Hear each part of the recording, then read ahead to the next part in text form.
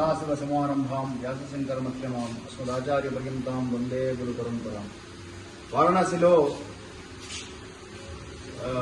సోనార్పుర చౌరస్తా దగ్గర కేదార్ ఖండంలో చంద్రశేఖర గోశాల అనేటువంటి ఈ గోశాల ప్రాంగణంలో ఉన్నాం. మహనీయులు వారు గందుకూరి ఘనాపాటి గారుగానే పరిచయం. ఇక్కడ చాలా కాలంగా ఉంటూ ఇక్కడ ఒక 40 పైన ఉన్నట్టున్నాయి గోవులు. ఇక్కడ 15 ఉన్నాయి, అక్కడ గోశాలలో 100 పైన ఉన్నాయి.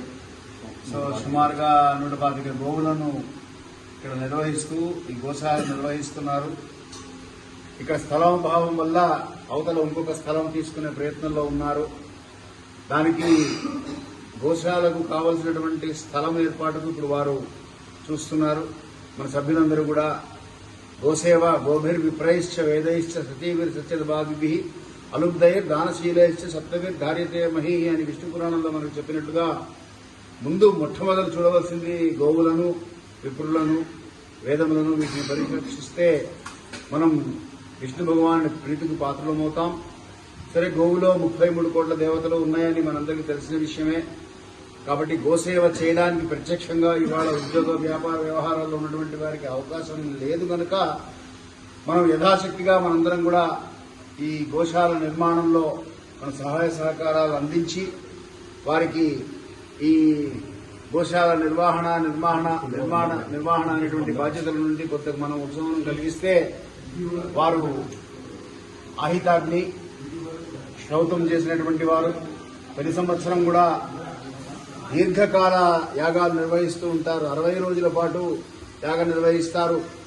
ఇంకా చాలా యాగాలు ఉంటూ ఉంటాయి. కాబట్టి మనకి ఇది అవకాశము.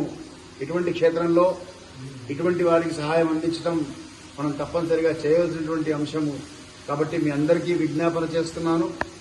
ఈ అవకాశాన్ని అందరూ అందిపుచ్చుకోండి. స్థల నిర్మాణానికి సహాయం అందించండి. గోశాల నిర్వహణకు సహాయ సహకారాలు అందించండి. ఇది మనందరం సమిష్టిగా చేయవలసినటువంటి ధర్మ కార్యము. కాబట్టి మీ అందరికీ విజ్ఞాపన. ధర్మస్య విజయోస్తు.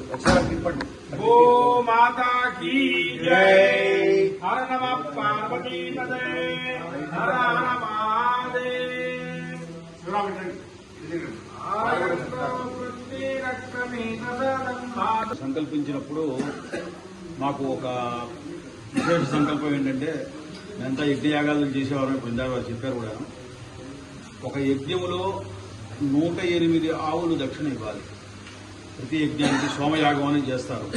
అష్టోత్తర శతం గావహ అని చెప్పేసి అక్కడ దక్షిణగా చెప్తారు అన్నమాట. స్వరూప బహుమూల్య 12 శతం గావహ, 112 ఆవులు. ఈ 112 ఆవులు మాకు గోశాలలో ఉండి అవి దక్షిణగా పెట్టి చెయ్యాలి అనే సంకల్పం మాకు మొదట్లో ఉన్నది. సరే, నేను అదే గోశాలలోనే నేను యజ్ఞం చేసినప్పుడు 5 ఆవులు విడివిడిగా ఒక్కొక్క రోజు ఒక్కొక్క ఆవు కావాలన్నమాట. వాటిని పాలతోటి యాగం చేస్తారు. అలా విడివిడిగా పెట్టుకొని అప్పటికి మాకు 112 ఆవులు కాలేదు.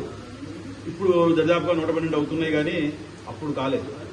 అప్పుడు 5 ఆవులు, మిగతా ఆవులు ఉన్నాయి, వాటితో చేశాం అప్పట్లో. అప్పుడు మా గోశాలతోటి లో ఉత్పన్నమైనటువంటి గోఘృతువులు, గోద్రవ్యంతో మొత్తం యాగం చేశాం.